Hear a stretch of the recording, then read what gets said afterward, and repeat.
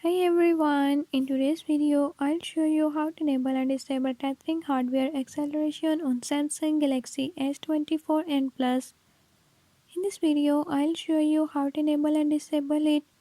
Before move to the video, if you are new to my channel, don't forget to subscribe this channel and hit the bell icon. Watch complete video and learn how you can do it. Let's watch the video.